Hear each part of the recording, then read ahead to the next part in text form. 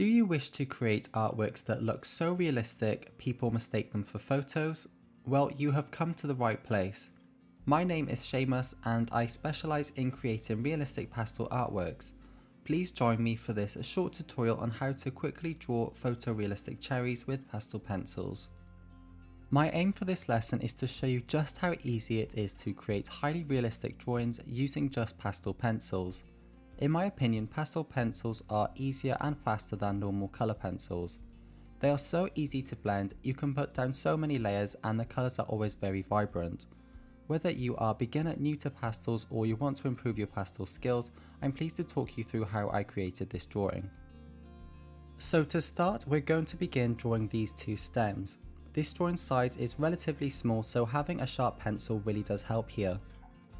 These stems may just seem simply green to start with, but if we look closely at the reference photo, there are many different tones going on. Different shades of greens, some more yellow and some more blue, so we'll be sure to put those in as we see them. Some of the sides are darker than the others, so we'll also pay attention to that. The great thing about pastel pencils is how easily they blend in with each other.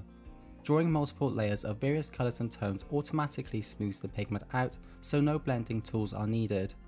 It's also incredibly easy to draw textured details on top of other layers, especially when using a great paper like Pastelmat.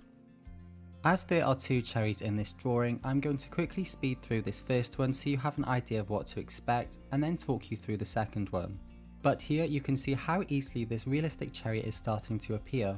Also, check out the description for any relevant information, such as the different brands of pastel pencils I am using.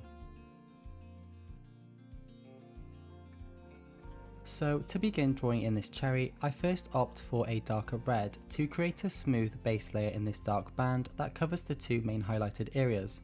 This will then be followed by a vibrant red, and I will use small circular motions to gently blend the pigments together.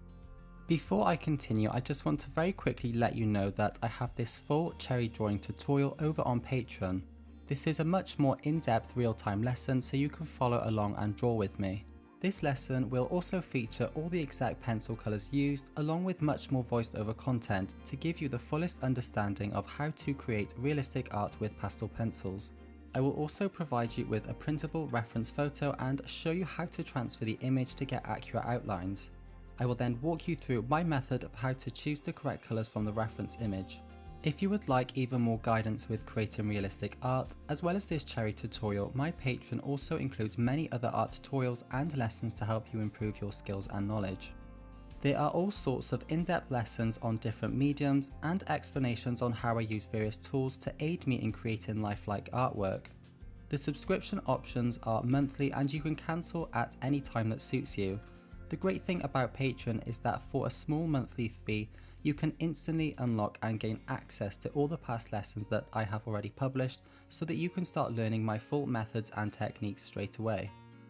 If you feel that my Patreon will be useful to you, the link is in the description for this video and I would absolutely love for you to join me and all the other students already learning over there. Okay, so back to the cherry drawing now, and I'm just going to lightly go back over that vibrant red layer with this purple colour. Then for the lower half body of the cherry, I'm going to lightly mix red and purple tones by using a light pressure. Once I then go over everything with my vibrant light red pencil in light circular motions, this will gradually blend the layers together so that the colours combine to what I want them to be. I will then reinforce the dark areas on this left side to keep the contrast high before moving on to drawing in the highlighted grey details with a sharp pencil. For the lightest areas, I will use a hard pressure with a white pencil and then go back in with my purple to darken the edges even more. To draw in these two main highlights that we can see, I first put down a light layer of red before going on top with a white pencil like so. For the very brightest highlight details, I am using the Caran d'Ache Chinese White, which is the whitest white I own. After different gradual layers of pinks, reds and purples, you can see how the multiple layers of pastels start to blend in with each other and smooth out. After blending and smoothing out the two sections with my light red, I'll then go in with this deep purple and enhance some of the darker areas by using a light pressure. I'm just focusing on the two sides to keep the 3D shape and also in the middle section. I'm purposely leaving out the middle line that we can see on the reference photo, as that is simply an unfortunate imperfection of the cherry.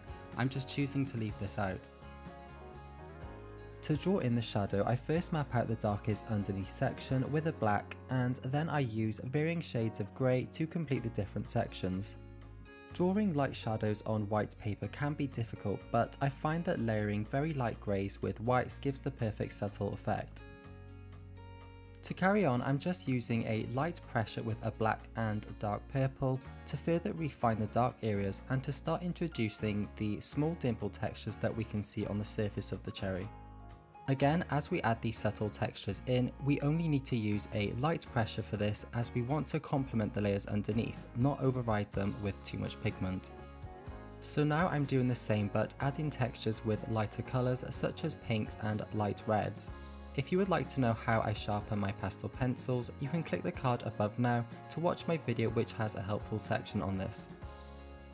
And now I'm just lightly refining this top right edge with reds and purples to better improve the shape before finally using the sharp white pencil to soften the edge up on the right side to complete the drawing.